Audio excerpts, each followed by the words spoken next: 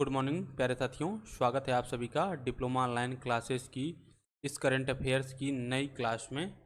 प्यारे साथियों, हम आप लोगों के लिए शुरू कर रहे हैं करंट अफेयर्स की एक नई क्लास। प्यारे साथियों, इसमें प्रतियोगी परीक्षा में आने वाली जो करंट अफेयर्स है, चाहे वो बैंक हो, चाहे एसएससी हो, चाहे वो रेलवे हो, चाहे वो स्टेट एग्ज़ाम हो, कहीं पे भी यदि करंट अफेयर्स पूछा जाता है तो यह क्लास आपके लिए सहायक सिद्ध होगी।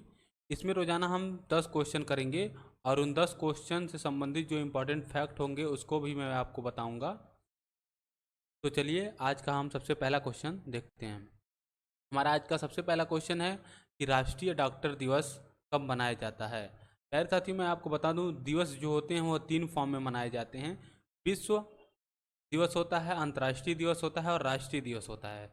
विश्व दिवस जो होता है उसको पूरा विश्व मनाता है। अंतर्राष्ट्रीय दिवस में कुछ देश मनाते हैं, कुछ अंतर्राष्ट्रीय संस्थाएं ही मनाती हैं, और राष्ट्रीय हमारे देश में मनाया जाता है।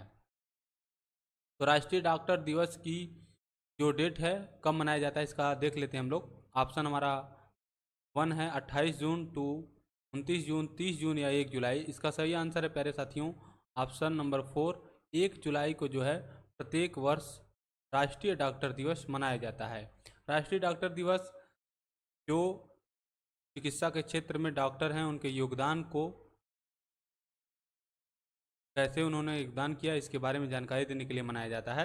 हाल ही में हम लोगों ने पढ़ा था अपने पिछली वीडियो में, 29 जून को राष्ट्रीय सांख्यिकी दिवस और 30 जून को आप लोग बताएंगे कि क्या मनाया जाता है। ठीक है प्यारे साथियों, चलते हैं अपने दूसरे क्वेश्चन की तरफ। हाल ही में डीआरडीओ द्वारा अभ्यास का सफल परीक्षण कहाँ किया गया। ये जो अभ्यास नामक शब्द है, सबसे पहले आप इसके बारे में भी मैं आपको बताऊंगा। अभ्यास का सफल परीक्षण कहाँ किया गया है। हमारे ऑप्शन है चांदीपुर ओडिशा, पोखरण राजस्थान, एपीजे अब्दुल कलाम द्वीप उड़ीसा। ठीक है, ओडिशा और उड़ीसा दोनों एक ही हैं, इनके नाम में संशोधन किया गया था। और चौथा है इनमें से कोई नहीं। इसका सही आंसर है प्यारे साथियों ऑप्शन नंबर 1, चांदीपुर में जो है डीआरडीओ के द्वारा अभ्यास का सफलतापूर्वक परीक्षण किया गया। अब अभ्यास क्या है ये देख लेते हैं। यह एक ऐसा यंत्र है, high speed expendable aerial target. मान लीजिए मिसाइल से आप किसी चीज़ का जब निशाना लगाते हैं तो उसी का परीक्षण करने के लिए हम लोगों ने एक अभ्यास यंत्र बनाया है, उसी पर हम लोग निशाना लगाएंगे। मिसाइल के, मैंने आपको बता ही दिया कि मिसाइल के परीक्षण के लिए लक्ष्य के रूप में यह कार्य करता है। इसका प्रथम जो परीक्षण किया गया था 13 मई 2019 को किया गया, और कल ही इसका नवीनतम परीक्षण किया गया है, कल। अब देख लेते हैं। देखिए ये आपका क्या है, मिसाइल दागने का एक यंत्र है, और यहाँ कहीं ऐसा बना होगा अभ्यास का एक पैड टाइप का, जिस पे ये मिसाइल जाके लगेगी। अब देख लेते हैं डीआरडीओ के बारे में। डीआरडीओ ने चूंकि अभ्यास यंत्र का परीक्षण किया तो डीआरडीओ के बारे में जानना जरूरी हो जाता है। इसको आप अपने कॉपी में भी नोट करते रहिएगा। डीआरडीओ का जो मुख्यालय है वो नई दिल्ली में है, और इसका गठन 1958 में हुआ था। इस समय इसके अध्यक्ष या कार्यपालक आप कह सकते हैं डॉक्टर जी सतीश रेड्डी जी हैं। तो आप जरूर याद रखिएगा, विभिन्न परीक्षाओं में बहुत बार पूछा गया है कि इसका स्थापना वर्ष या गठन वर्ष कब है। अब चलते हैं अपने तीसरे क्वेश्चन की तरफ। हाल ही में किसे सरस्वती सम्मान 2021 से सम्मानित किया गया है। बहुत ही इंपॉर्टेंट क्वेश्चन है, मैं जहां इंपॉर्टेंट बोलूं उसको आप लोग जरूर नोट करिए और ध्यान में रखिए। हमारे पास ऑप्शन है रामदरस मिश्र जी, परमेश्वरण अय्यर, नितिन गुप्ता, कुमार लिमवाले। हमारा इसका सही आंसर है प्यारे साथियों रामदरस गुप्ता जी को जो है सरस्वती सम्मान 2021 दिया गया है। अब हम अपने ऑप्शन के बारे में ही कुछ बात कर लेते हैं। जैसे परमेश्वरन अय्यर को मैंने हाल ही में आपको बताया था कि इनको नीति आयोग का सीईओ नियुक्त किया गया है, नीति आयोग का। इससे रिवाइज भी होता रहेगा आपका।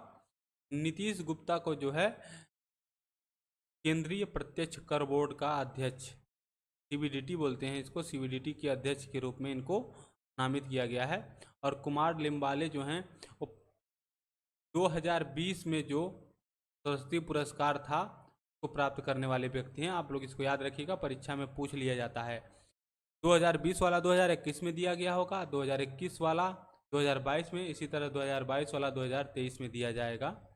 तो आप लोग इसको याद रखिएगा, परीक्षा में पूछा जा सकता है, इसीलिए मैंने आपको ऑप्शन के जरिए ही लेकिन बता दिया। अब ये देखिए, ये रामदास जी हैं, रामदास मिश्र जी हैं। और ये सरस्वती सम्मान में जो प्रशस्ति पत्र है उस पर बना हुआ फिगर आपके सामने है। और रामदास मिश्र जी को यह पुरस्कार उनकी रचना मैं तो यहाँ हूँ के लिए प्रदान किया गया है। यह 2015 में प्रकाशित हुई थी। आपसे पूछ लिया जाएगा कि रामदास मिश्र को उनकी किस रचना के लिए यह पुरस्कार दिया गया है। तो चलिए अपने नेक्स्ट क्वेश्चन की तरफ बढ़ लेते हैं। उससे पहले हम लोग देखते हैं सरस्वती पुरस्कार के बारे में। ऐसे ही मैं हर क्वेश्चन से रिलेटेड जो भी इम्पोर्टेंट फैक्ट होंगे उनको मैं आपको बताता रहूँगा। चलिए देखते हैं सरस्वती सम्मान के बारे में। तो यह किसके द्वारा दिया जाता है? यह बिड़ला फाउंडेशन के द्वारा दिया जाता है। देखिए, बिड़ला फाउंडेशन के द्वारा 1991 से दिया जाता है। और इसमें 15 लाख रुपए, एक पत्र, पट्टी, एक प्रशस्ति पत्र और एक पट्टी दी जाती है। आबलिक है ये, ठीक है।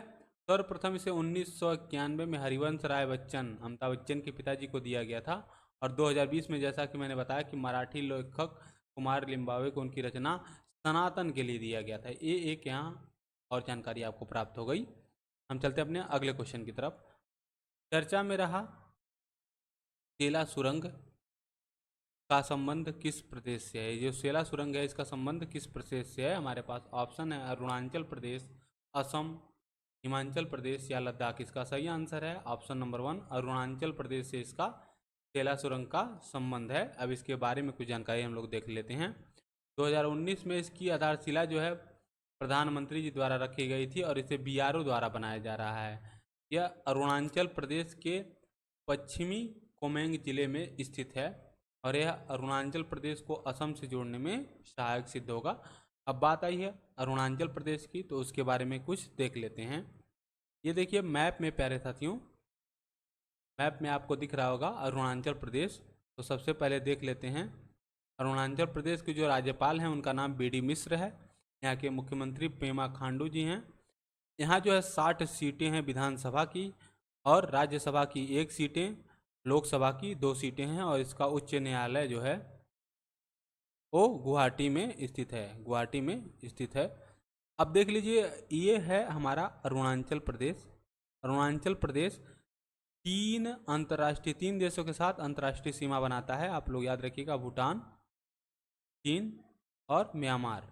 इसके साथ साथ आप ये बताएंगे कमेंट बॉक्स में कि यह किन भारतीय राज्यों के साथ अपनी सीमा साझा करता है। यह नोट करते हुए चलिए, यह आपको बहुत ही यूनिक जानकारी जो आपको हर जगह नहीं मिलेगी। यह 3 देशों से अंतर्राष्ट्रीय सीमा साझा करता है। चलिए नेक्स्ट क्वेश्चन की तरफ बढ़ते हैं। हमारा 5वां क्वेश्चन है, उद्यमी भारत कार्यक्रम का आयोजन कौन सा मंत्रालय कर रहा है? हमारे पास ऑप्शन है MSME मंत्रालय, रक्षा मंत्रालय, वित्त मंत्रालय या शिक्षा मंत्रालय। का सही आंसर है प्यारे साथियों MSME मंत्रालय इसका आयोजन कर रहा है। ठीक है, MSME मंत्रालय द्वारा इसका आयोजन किया जा रहा है। अब देख लेते हैं MSME मंत्रालय के बारे में कुछ। MSME जो मंत्री हैं हमारे वह नारायण राणे जी हैं, को याद रखिएगा, कैबिनेट मंत्री जो हैं। और ये उसका लोगो है, मैंने फिगर के माध्यम से आपको बताने की कोशिश की है। और 2009 में MSME मंत्रालय का जो है गठन किया गया था। चलिए नेक्स्ट क्वेश्चन की तरफ चलते हैं। चर्चा में रहा PSLV C-53 रॉकेट किस संस्थान द्वारा लॉन्च किया गया है? हमारे ऑप्शन हैं DRDO, इसरो, नासा या इनमें से कोई नहीं। इसका सही आंसर है ऑप्शन नंबर 2, इसरो द्वारा इसका जो है सफलतापूर्वक परीक्षण किया गया है। अब PSLV C-53 का जो परीक्षण इसरो द्वारा किया गया है, तो इसरो के बारे में कुछ स्पेसिफिक जानकारी हम लोग देख लेते हैं। यह देखिए, यह इसरो का लोगो है जो आपके सामने ये बना हुआ है। इसका मुख्यालय आपसे पूछ लिया जाएगा बेंगलुरु में है। इसकी स्थापना 1969 में की गई थी। इसके अध्यक्ष सोमनाथ जी, ठीक है, नए अध्यक्ष बनाए गए हैं हाल ही में, सोमनाथ इनका नाम है। हम अपने अगले क्वेश्चन की तरफ बढ़ते हैं। हमारा 7वां क्वेश्चन है, हाल ही में डोसास पीपुल रिपब्लिक एंड डेनोटस्क पीपुल गणराज्य को मान्यता देने वाला देश कौन बना है? हमारे पास ऑप्शन है सीरिया, भारत, इंडोनेशिया या यूक्रेन। इसका सही आंसर है ऑप्शन नंबर 1, सीरिया ने रूस जिस मुद्दे को लेकर यूक्रेन पर हमला किया था वही ये दोनों देश हैं। और इन दोनों देशों को सीरिया ने मान्यता दे दी है ताकि यह रूस के साथ और अच्छे से अपनी पकड़ को मजबूत बना सके। रूस यूक्रेन जो विवाद है बहुत चर्चा में रहा है। अभी हम लोग आगे अपने नेक्स्ट क्वेश्चन में रूस के बारे में देखेंगे और यूक्रेन के बारे में मैं आपको अगले वीडियो में बताता रहूँगा। हमारा 8वां क्वेश्चन है, कौन सा देश भारत की DAP खाद आपूर्तिकर्ता वाला शीर्ष देश बन गया है? हमारे पास ऑप्शन है रूस, अमेरिका, चीन या उत्तरी कोरिया। इसका सही आंसर है ऑप्शन 1 ही, रूस। मैंने बोला था कि आपसे मैं आगे रूस के बारे में बताऊंगा। रूस जो है DAP खाद जो होती है उसकी आपूर्ति करने वाला भारत का आपूर्तिकर्ता सबसे शीर्ष देश बना है। कौन? रूस बना है। ठीक है, चलिए इसके बारे में कुछ देख लेते हैं। रूस की राजधानी जो है वो मॉस्को है और यही इसकी सबसे बड़ा शहर भी है। राष्ट्रपति आप लोग जानते हैं व्लादिमीर पुतिन जी हैं और दिमित्री मेदवेदेव इसके यहाँ के प्रधानमंत्री हैं। यहाँ मुख्य होता है जो है राष्ट्रपति ही होता है। यहाँ की जो संसद होती है, जैसे हमारे वहाँ संसद बोलते हैं ना, यहाँ का जो निम्न सदन है वो सीनेट बोला जाता है। क्या? सीनेट। अब आप इसको एक बार वेरीफाई जरूर करिए। हमारा अगला क्वेश्चन है नवा, किस देश ने ब्रिक्स में सदस्यता लेने हेतु आवेदन किया है? अब प्यारे साथियों हम इस क्वेश्चन में जानेंगे कि ब्रिक्स हमारा क्या है। ठीक है, ब्रिक्स क्या है और कौन कौन से देशों ने इसमें आवेदन किया। हमारे पास ऑप्शन है ईरान, अर्जेंटीना, तीसरा है एक और दो दोनों या इनमें से कोई नहीं। इसका सही आंसर है ऑप्शन नंबर 3, ईरान और अर्जेंटीना दोनों ने ब्रिक्स में आवेदन किया है। अब ब्रिक्स के बारे में मैं थोड़ी चीज़ आपको ज़रूर बताऊंगा। ब्रिक्स जो है 5 देशों का समूह है जिसमें ब्राज़ील, रसिया, इंडिया, चाइना और साउथ अफ्रीका शामिल है। ये मैप के माध्यम से भी आपको दिखाया गया है। ये देखिए, इंडिया हो गया, चाइना हो गया, रसिया हो गया, ठीक है, साउथ अफ्रीका हो गया और ब्राज़ील हो गया। ये 5 देश इसमें शामिल हैं। ब्रिक्स की स्थापना जो है कब की गई थी इसको आप कमेंट बॉक्स में बताएंगे। और हाल ही में 2 नए देशों ने इसकी सदस्यता के लिए आवेदन किया है। और ब्रिक्स के बैंक का क्या नाम है ये भी आप हमको बताएंगे कमेंट बॉक्स में। चलिए नेक्स्ट क्वेश्चन की तरफ और अपने आज के लास्ट क्वेश्चन की तरफ बढ़ते हैं।